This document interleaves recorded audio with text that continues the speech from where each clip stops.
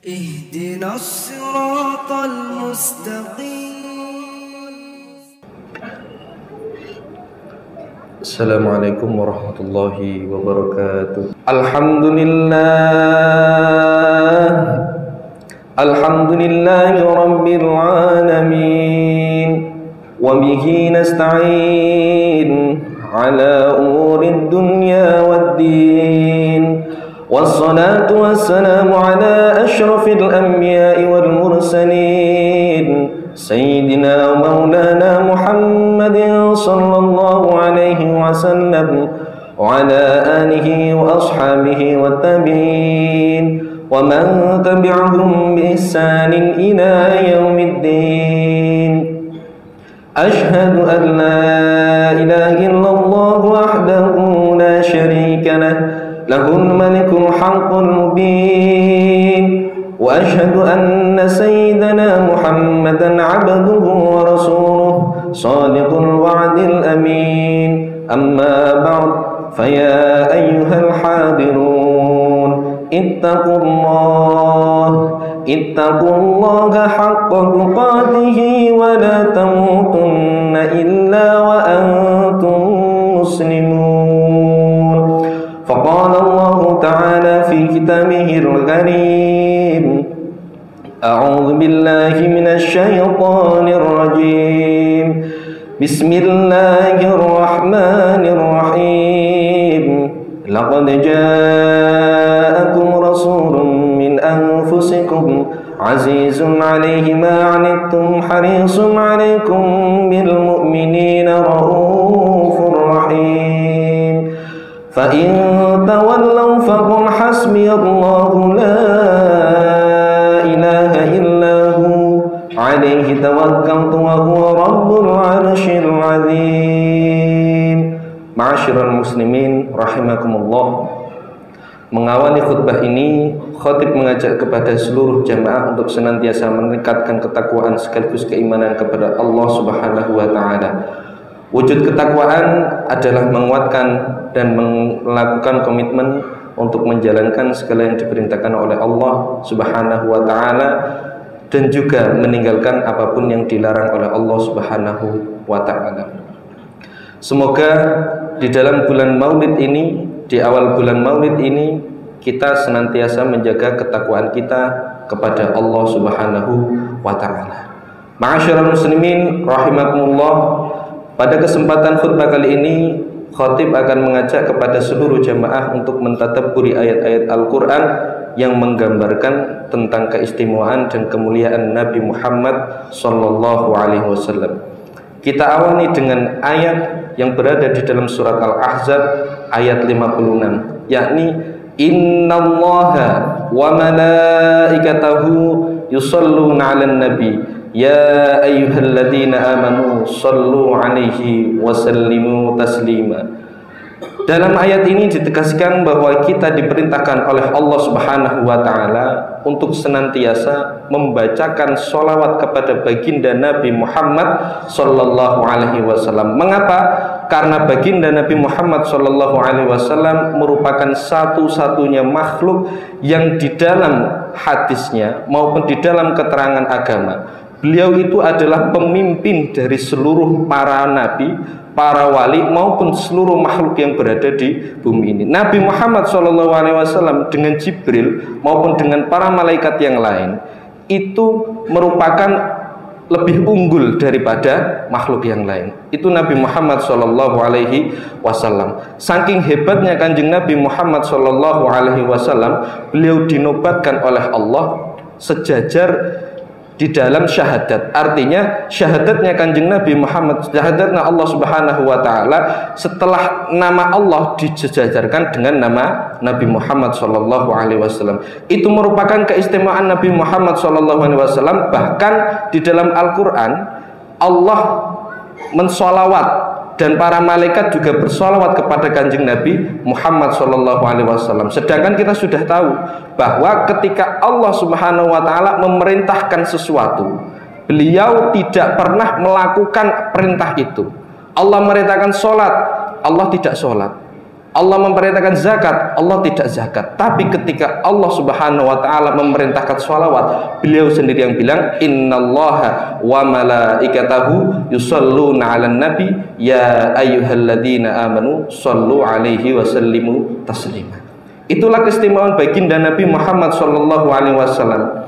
Kenapa kita begitu penting untuk bersholawat? Karena memang bersholawat itu merupakan jalan untuk kita bisa dikatakan sebagai orang yang mahabbah kepada Rasulullah Sallallahu Alaihi Wasallam. Syarat mahabbah atau cinta kepada Rasul itu ada 4. Yang pertama, kalau Anda mengaku mencintai Rasulullah, terutama di bulan Maulid ini, Anda harus memenuhi paling tidak ada 4 syarat yang harus dipenuhi. Yang pertama apa? Yang pertama, kita al-hirsu fi ru'yatin Nabi Muhammad sallallahu alaihi wasallam, yaitu kita sangat-sangat ingin bertemu dengan Rasulullah sallallahu alaihi wasallam, seperti sahabat Thauban. Ada sahabat Nabi Muhammad sallallahu alaihi wasallam yang bernama Thauban. Thauban itu setiap apapun yang dilakukannya itu pasti teringat Rasulullah. Mau makan ingat Rasulullah, mau sholat ingat Rasulullah, mau tidur ingat Rasulullah. Nah, ini adalah bukti al-hirsu fi ru'yatin Nabi Muhammad sallallahu alaihi wasallam. Ketika kita mengaku sebagai umat Kanjeng Nabi Muhammad sallallahu alaihi wasallam, maka dalam diri kita paling tidak ada keinginan untuk pengen sekali bertemu dengan Rasulullah walau fil manam, meskipun berada di dalam mimpi. Pertanyaannya, apakah kita sekarang bermimpi, sudah pernah bermimpi bertemu Rasulullah? Apakah kita sekarang sudah pernah ingin melakukan pertemuan dengan Rasulullah? Apakah kita sekarang sudah melakukan amalan yang bertujuan untuk bisa bertemu dengan Rasulullah? Nah, inilah kita. Kita ini jarang memikirkan bagaimana kita bisa bertemu dengan Rasulullah. Ini yang penting. Paling tidak kita membaca sholawat, terutama di bulan ini, sehari 1000 kali.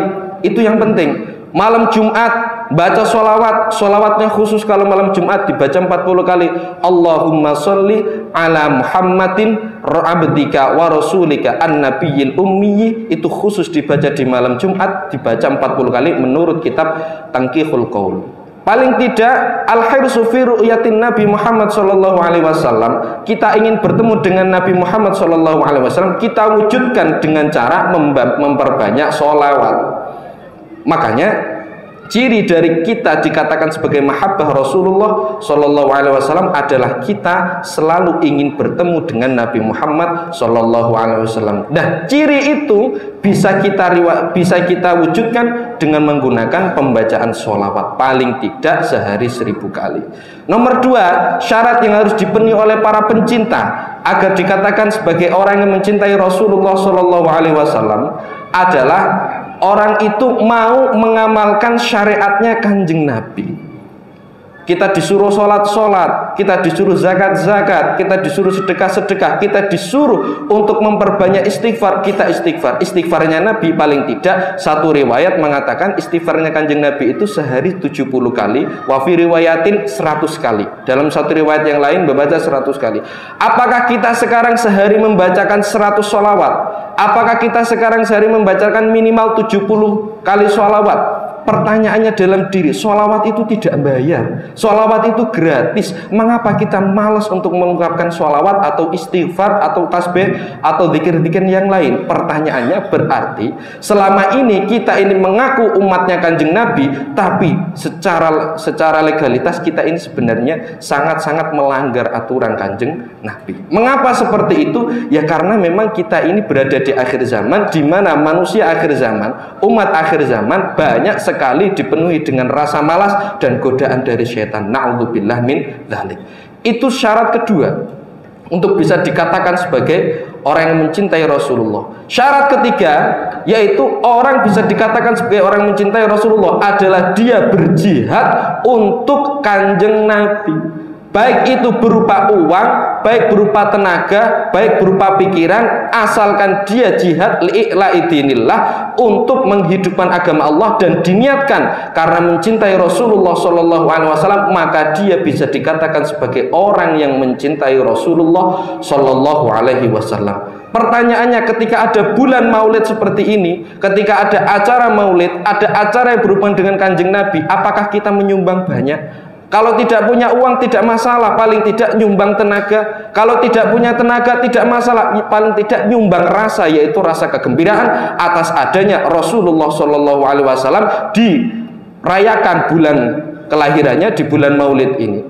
Makanya salah satu hadis yang konkret untuk memperkuat Maulid adalah salah satu hadis yang diriwayatkan oleh Abbas. Yakni apa? Ketika Rasulullah Shallallahu Alaihi Wasallam dilahirkan, Abu Lahab itu adalah orang yang sangat-sangat senang dengan kelahiran kanjeng Nabi. Abu Lahab sudah dicap di dalam Al-Quran. Tabbat yada Abi Lahab wa tab ma aghna anhu maluhu wa ma kasab sayasla narun dzata lahab ila akhirih. Itu Abu Lahab di dalam Al-Quran sudah dicap orang yang paling jelek. Tapi ada riwayat dari Abbas yang mengatakan beliau itu ketika hari Senin pasti dia ini diberikan keringanan siksa. Mengapa? Karena lisururi bi Ahmad famadzannu bil abdilladzi tula umrihi bi Ahmad masrura wa mata muwahhida. Kalau Abu Lahab saja yang kafir setiap hari Senin, dia ini diberikan keringanan siksa, apalagi setiap muslim yang bergembira atas Maulid Nabi Muhammad SAW dan meninggal dalam keadaan tauhid. Insya Allah kita semuanya kalau kita menyambut bulan Maulid dengan penuh sukacita dan kita ini menyambut Maulid dengan penuh mahabbah, insya Allah kita meninggal dalam keadaan husnul khotimah dan kita meninggal dalam keadaan mencintai Rasulullah Sallallahu Alaihi Wasallam. Syarat keempat bisa dikatakan sebagai orang yang mencintai kanjeng Nabi adalah mempelajari, bukan cuma mengamalkan, tapi mempelajari ilmunya Rasulullah Sallallahu Alaihi Wasallam. Ilmu hadis, ilmu tafsir beliau, ilmu tasawuf beliau, ilmu tauhid beliau. Kita paling tidak senang terhadap majelis pengajian. Hadir di acara majelis pengajian demi Rasulullah. Saya ingin dengan niat saya ingin menghidupkan Rasulullah lagi meskipun jasadnya sudah tidak ada, tapi paling tidak saya ingin menghidupkan Rasulullah dalam bentuk ilmu. Inilah ciri dari orang bisa dikatakan sebagai orang yang mencintai Rasulullah, atau empat syarat yang menjadi ciri orang bisa dikatakan mencintai Rasulullah Shallallahu Alaihi Wasallam. Terutama kalau kita tidak bisa mempraktekkan empat syarat itu tadi, maka paling tidak kita membaca sholawat kepada kanjeng Nabi, terutama bulan Rabiul Awal atau bulan Maulid ini. Mengapa Pak? Karena gini, ada sejarah mengatakan bahwa dulu seluruh bulan-bulan di agama Islam itu mulia kecuali satu, yaitu Rabiul Awal. Rabiul Awal dulu tidak mulia. Ramadan mulia, Muharram mulia, bahkan di Asyurul ada Rajab mulia. Dan itu dulu semuanya mulia kecuali satu, Rabiul Awal. Rabiul Awal itu dulu diremehkan di dalam ajaran Arab. Itu dulu. Mengapa diremehkan? Karena memang tidak terlalu ada nilainya. Awalnya Rasulullah dilahirkan di dalam 12 Rabiul Awal itu. Ketika Rasulullah dilahirkan di 12 Rabiul Awal menjadi mulia gara-gara Rasulullah dilahirkan di situ. Artinya kemuliaan Rasulullah tidak butuh bantuan hari lain, tidak butuh bantuan di bulan lain. Kalau Rasulullah lahir di bulan Ramadan, nanti Rasulullah mulia karena bulan Ramadan, berarti Rasulullah tidak mulia karena butuh bantuan bulan Ramadan. Tapi ternyata Rasulullah mulianya beliau itu karena dirinya sendiri, bahkan bisa menulari bulan Rabiul Awal yang asalnya tidak mulia. Akhirnya Rasulullah dilahirkan di bulan Rabiul Awal, sehingga Rabiul Awal menjadi mulia karena Rasulullah dilahirkan di bulan itu. Paling tidak kita harus tahu bagaimana, mengapa Rasulullah itu dilahirkan di bulan Rabiul Awal. Kenapa di hari Senin tidak di hari Jumat? Padahal di dalam bulan Islam, di dalam ajaran agama Islam, hari yang paling mulia itu adalah hari Jumat. Sayyidul Ayyam itu hari Jumat. Turunnya Nabi Adam hari Jumat.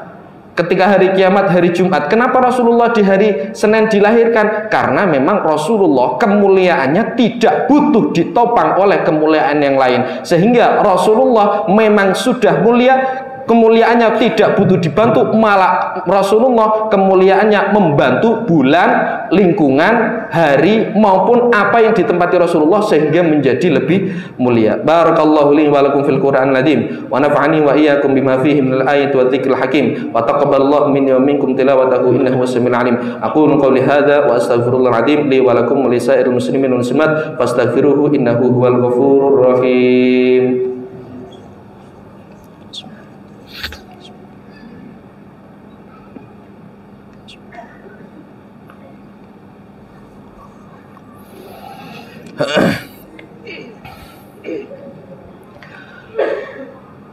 Alhamdulillahilladzi amarna bil ittihadi wal 'idisami bihablillahil matin. Asyhadu an la ilaha illallah wahdahu la syarika lah, iyyahu na'budu wa iyyahu nasta'in. وأشهد أن محمدا عبده ورسوله والمبعوث رحمة للعالمين. اللهم صل على سيدنا محمد وعلى آله وأصحابه أجمعين. اتقوا الله ما استطعتم وسارعوا إلى مغفرة رب العالمين. إن الله وملائكته يصلون على النبي يا أيها الذين آمنوا صلوا عليه وسلموا تسليما. وصلى الله على سيدنا ومولانا محمد وعلى آله وصحبه وسلم. اللهم اغفر للمؤمنين والمؤمنات والمسلمين والمسلمات الأحياء منهم والأموات إنك سميع قريب مجيب الدعوات ويا قاضي الحاجات برحمتك يا أرحم الراحمين. اللهم إنا نعوذ بك من عذاب جهنم ونعوذ بك من عذاب القبر ونعوذ بك من فتنة المسيح الدجال ونعوذ بك من فتنة المحيا والممات. اللهم إنا نعوذ بك من الهم والحزن ونعوذ بك من العجز والكسل ونعوذ بك من الجبن والبخل ونعوذ من غلبة الدين وقهر الرجال. ربنا آتنا في الدنيا حسنة وفي الآخرة حسنة وقنا عذاب النار. عباد الله إن الله يأمركم بالعدل والإحسان وإيتاء ذي القربى وينهى عن الفحشاء والمنكر والبغي يعظكم لعلكم تذكرون. فاذكروا الله العظيم يذكركم وادعوه يستجب لكم ولذكر الله أكبر. أقيموا الصلاة. الله أكبر.